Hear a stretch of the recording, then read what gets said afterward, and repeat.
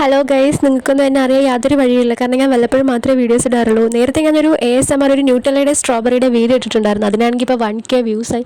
അത് കണ്ടപ്പോൾ തന്നെ ഞാൻ ചാർജ് ആയി ഗൈസ്. അങ്ങനെ എനിക്ക് വീണ്ടും വീണ്ടും വീഡിയോ ഇടാനുള്ളൊരു ത്വര വന്നു ഗൈസ്. അത് ഞാൻ അന്നൊരു ദിവസം ഇങ്ങനെ ഇരുന്നപ്പോൾ എനിക്ക് പെട്ടെന്ന് ഫ്രൈഡ് റൈസ് കഴിക്കാൻ ഒരു മോഹം വന്നു ഗൈസ്. പക്ഷേ വീട്ടിൽ ചിക്കനൊന്നും ഇരിപ്പില്ലായിരുന്നു. അങ്ങനെ ആകെ ഉണ്ടായിരുന്ന ഒരു മുട്ടയും കുറച്ച് വെജീസും മാത്രം. അപ്പോൾ അത് വെച്ചിട്ട് എങ്ങനെ ഒരു ഫ്രൈഡ് റൈസ് ഉണ്ടാക്കിയെന്ന് കാണിച്ചു തരാം. പാൻ തന്നെ ചീനിച്ചിട്ട് അടുപ്പത്ത് വെച്ചിട്ട് എണ്ണ ഒഴിച്ചു കൊടുക്കാം. എണ്ണ ഒഴിച്ചിട്ട് 2 മുട്ട പൊട്ടിച്ച് ഒഴിച്ചു കൊടുക്കാം. എന്നിട്ട് ഈ മുട്ടയ്ക്ക് മാത്രം ആവശ്യമായിട്ടുള്ള ഉപ്പും കുരുമുളക് പൊടി ഇട്ട് കൊടുക്കാം. എന്നിട്ട് നമുക്ക് ഇതിനെ ഇങ്ങനെ സ്ക്രാമ്പിൾ ചെയ്തിട്ട് എടുക്കാം, അല്ലെങ്കിൽ ചിക്കത്തോത്തി എടുക്കാം. സത്യത്തിൽ ഫ്രൈഡ് റൈസ് ഇങ്ങനെയൊന്നും അല്ല ഉണ്ടാക്കുന്നത്. മുട്ട നമ്മൾ ഇത് ചിക്കത്തോത്തി മാറ്റി വെച്ചിട്ട് പിന്നീട് പ്രത്യേകമാണ് ഈ വെജീസൊക്കെ നമ്മൾ വഴറ്റുന്നത്. എനിക്കിപ്പം മടിയായതുകൊണ്ടും പെട്ടെന്ന് കഴിക്കണമെന്ന് ഉള്ളതുകൊണ്ടും ഞാൻ എല്ലാം കൂടി മിക്സ് ചെയ്തിട്ടാണ് ഉണ്ടാക്കുന്നത്.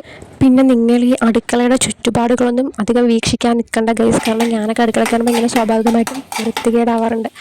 അപ്പം ഞാൻ പറഞ്ഞു വന്നത് ഫ്രൈഡ് റൈസ് ഉണ്ടാക്കുന്ന കാര്യം. അപ്പോൾ ഫ്രൈഡ് റൈസ് ഉണ്ടാക്കാൻ വേണ്ടിയിട്ട് ഞാനിവിടെ ക്യാരറ്റ്, ക്യാബേജ്, പച്ചമുളക്, ബീൻസ്, വെളുത്തുള്ളി, കൈ കിട്ടുന്നതൊക്കെ നിങ്ങൾ അരിഞ്ഞ് പറക്കി ഇട്ടു. എന്നിട്ട് വീണ്ടും കുറച്ച് ഉപ്പ്, എന്നിട്ട് വീണ്ടും മിക്സ്. പിന്നെ ഇവിടെ സോയ സോസ് ഇല്ലാത്തതുകൊണ്ട് നമ്മൾ വിനെഗർ വെച്ചിട്ട് അഡ്ജസ്റ്റ് ചെയ്യാണ് ഗൈസ്. അപ്പോൾ എടുത്തപ്പോൾ കുറച്ച് കൂടിപ്പോയതുകൊണ്ട് ബാക്കി തിരിച്ചു വയ്ക്കുന്ന ദൃശ്യങ്ങളാണ് നിങ്ങളിപ്പോൾ കണ്ടുകൊണ്ടിരിക്കുന്നത്. ബാക്കി ചെറിയൊരളവിൽ നമുക്ക് ഈ വെജീസിലോട്ട് ഒഴിച്ചു കൊടുത്തിട്ട് നമുക്ക് വീണ്ടും മിക്സ്. എന്ത് ഫ്രൈഡ് റൈസിൽ ഗരം മസാലയോ? ഈ കമൻറ്റ് ഞാനിവിടെ നിരോധിച്ചിരിക്കുന്നു ഗൈസ്. അല്ലെങ്കിൽ പിന്നെ ആരുടെയോ എൻ്റെ വീഡിയോയ്ക്കൊക്കെ കമൻറ്റ് ഇടുന്നത്. അപ്പോൾ വീണ്ടും കുറച്ച് മുളക് പൊടി ചേർക്കാം. സോയാ സോസിനെ നമ്മൾ റീപ്ലേസ് ചെയ്ത് ടൊമാറ്റോ സോസിനെ റീപ്ലേസ് ചെയ്യാൻ ഒന്നുമില്ല ഗൈസ്. അതുകൊണ്ട് അത് തന്നെ ചേർത്ത് കൊടുക്കണം. എന്നിട്ട് വീണ്ടും മിക്സ്.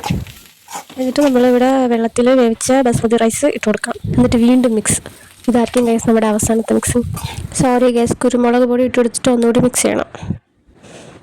എന്നിട്ട് സെർവ് ചെയ്യുക, കഴിക്കുക. പിന്നെ ഒരു കാര്യം, യഥാർത്ഥ ഫ്രൈഡ് റൈസും ഈ ഫ്രൈഡ് റൈസും തമ്മിൽ യാതൊരു ബന്ധമില്ലെന്ന് അറിയിച്ചോളുന്നു.